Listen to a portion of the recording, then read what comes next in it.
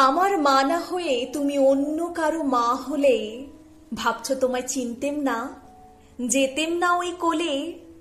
মজা আরো হতো ভারী, দুই জায়গায় থাকতো বাড়ি। আমি থাকতেম এই গাঁয়েতে, তুমি পারের গাঁয়ে। ওইখানেতে দিনের বেলা যা কিছু সব হতো খেলা, দিন ফুরলেই তোমার কাছে পেরিয়ে যেতেম নায়ে। হঠাৎ এসে পিছন দিকে আমি বলতেম, বল দেখি কে।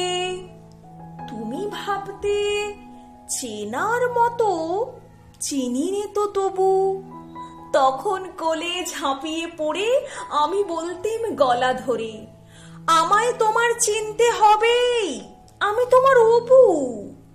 ওই পারেতে যখন তুমি আনতে যেতে জল, এই পারেতে তখন ঘাটে বল দেখি কে বল।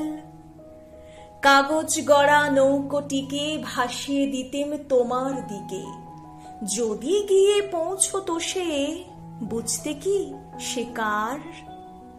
সাঁতার আমি শিখিনি যে, নইলে আমি যেতেম নিজে। আমার পারের থেকে আমি যেতেম তোমার পার। মায়ের পারে অবুর পারে থাকতো তফাত। কেউ তো কারে ধরতে গিয়ে পেত না কো, রইত না একসাথে। দিনের বেলায় ঘুরে ঘুরে দেখা দেখি দূরে দূরে, সন্ধে বেলায় মিলে যেত অবুতে আর মাতে। কিন্তু হঠাৎ কোনো দিনে যদি বিপিন মাঝি পার করতে তোমার পারে, নাইমা হতো রাজি। ঘরে তোমার প্রদীপ জেলে ছাতের পরে মাদুর মেলে বসতে তুমি, পায়ের কাছে বসত ক্ষান্ত বুড়ি। উঠতো তারা সাত ভাইয়েতে, ডাকতো শেয়াল ধানের খেতে।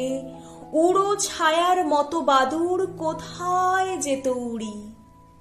তখন কি মা দেরি দেখে ভয় হতো না থেকে থেকে? পার হয়ে মা আসতে হতোই, অবু জেঠায় আছে। তখন কি আর ছাড়া পেতে, দিতেম কি আর ফিরে যেতে? ধরা পড়তো মায়ের ওপার, অবুর পারের কাছে।